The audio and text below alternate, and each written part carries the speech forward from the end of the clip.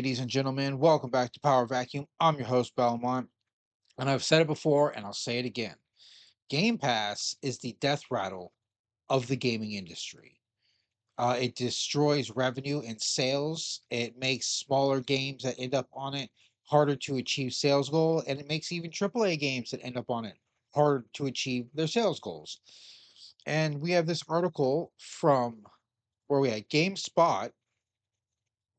Dev who launched a game into Game Pass onto Game Pass, guys, warns against launching games onto Game Pass. Get a copy editor, man. Revenge of the Savage Planets. Alex Hutchinson warns against how subscription services can devalue content. Yep, I got to pause. I'm not even past the tagline yet. Yeah, devalue content. It's going to make it to where if you give people the option to rent a game for $3, they'll do it instead of buying it because it's cheaper, but they'll also be less likely to continue playing the game, to invest in the franchise or the story. They might not even get past the first hour or two because they'll play an hour or two, decide they don't like it, and go, wow, it's only like $3. It's one of those situations. But let's see what they have to say. Developer Raccoon Logic worked with Microsoft to bring Revenge of the Savage Planet to Xbox Game Pass as a day one launch title. But studio head Alex Hutchinson said new games launching into Game Pass can devalue them and hurt the industry overall. I agree. Speaking to Game Social Club, Hutchinson said most of the traffic so far for Revenge of the Savage Planet has been from Game Pass. While full game sales have been good, the game is also available on PS5 and PS4. As for the beginning of the Game Pass, or as for the beginning, let me start over. As for the beginning, the game to Game Pass at launch,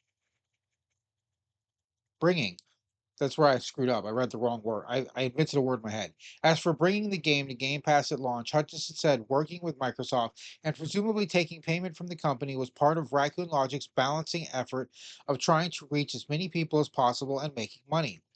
The financial terms of Game Pass deals were not made public, but it's understood that Microsoft pays developers to bring their games to Game Pass at launch as part of the Xbox company's ambition to scale the service and attract new users.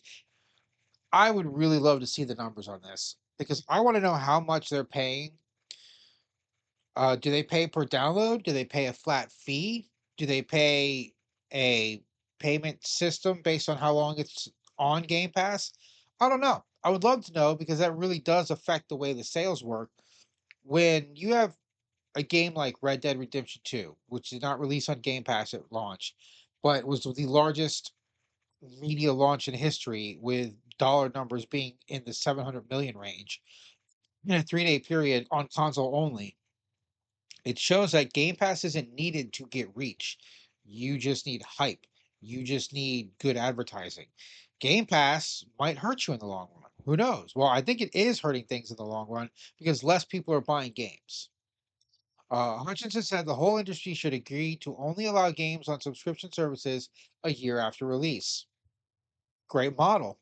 He said video game industry should embrace the traditional movie model where a film debuts in theaters exclusively and then comes to DVD, TV, or streaming service. Yeah, but that happens after 6 weeks now. If the movie shit fails hard, they 4 weeks, 3 weeks sometimes. The current structure will prove very damaging to anyone who's not owned by a publisher soon if it continues, Hutchinson said, posting on social media.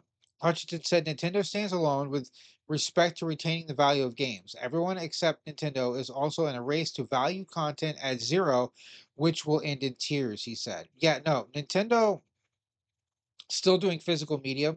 They did concede to that point. Um, but yeah, their games hold value because it's in your hand. It's a proprietary system. There's nowhere else to get it. You have to play it through Nintendo. You have to buy the cartridge. You have to download it through Nintendo Direct. You can't rent it effectively. Hutchinson is saying this as a person who took a deal from Microsoft to launch Revenge of the Savage Planet into Game Pass on day one. God damn it. Onto Game Pass. I don't know why you're saying into. It just seems like improper grammar to me, but oh, maybe I'm wrong. I only have a degree in English. Um, so what gives? He said the studio's hope with making a deal with Microsoft was to help Revenge of the Savage Planet get exposure that would in turn encourage people to buy a DLC pack or encourage a friend to buy the game. That's not what happened though. No, they're just going to say, "Oh, check this shit out. It's on Game Pass. Go download it." That's what their friends are going to do.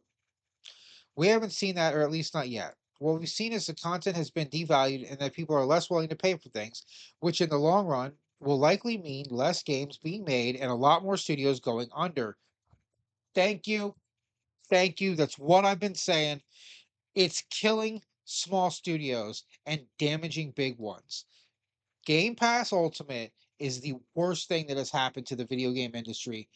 I don't care what anyone says because you're wrong. It is destroying revenue and making it to where some places cannot survive. And if your people that make your games can't afford to make games, guess what you don't fucking have? Games. Where was I?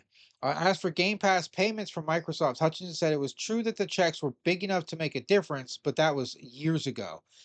These days, unless your game is tiny or you're a rare, enormous brand, it isn't much. But Microsoft has been amazing partners, and we're so glad to be working with them.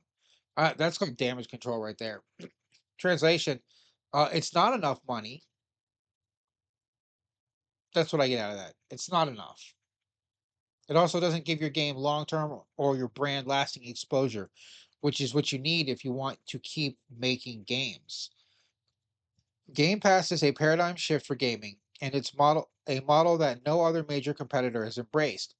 For its part, Sony has said it will not launch its new game into PlayStation Plus on day one because of how it can erode and negatively impact its overall value chain and ecosystem. Sony gets it. Nintendo doesn't have a similar program either, and is historically known for holding prices, and in this case of Mario Kart World, increasing prices.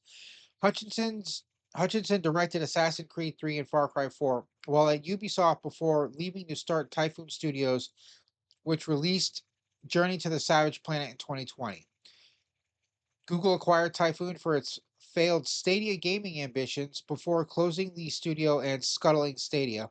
Hutchinson then founded Raccoon Logic in 2021, releasing Revenge of the Savage Planet in May 2025. Not to be that guy, but you don't have a great track record, bro. Assassin's Creed 3 and Far Cry 4 are regarded as some of the worst installments in their particular franchises. Um, but you are absolutely 100% right about Game Pass Ultimate and how it is destroying video games, and mostly not the games themselves, but it is absolutely hamstringing and crippling game studios. I've been saying it, I'll keep saying it. I absolutely hate Game Pass. I do not have Game Pass. If I want a game, I'll buy it either new if I want it badly, or I'll wait for a sale and buy it. But I still buy the game because that gives me incentive to be invested in the game. It gives me incentive to actually play it. Do you know how many games I have from Xbox Gold from back in the day when they gave out free games that I've never played? Probably 100. At least 100 video games that I own that I have never touched because I don't have that incentive to invest time in them because I didn't invest money. When you pay for a game, you're more likely to care about the game. You're more likely to be invested in its story, its world, its characters, and you're more likely to come back to installments in the franchise if you liked it and they made more because you've invested time and money in it. When you just invest into Game Pass Ultimate and go, how many games can I play 2 hours of? You're not getting an experience that could be considered enjoyable to me. Like, you might not start liking a game until hour five. You might never make it till hour five in that game if you didn't pay for it. Because why would you? It was free. It's just go along, get what I can out of it. No worries there. I don't care. I didn't pay.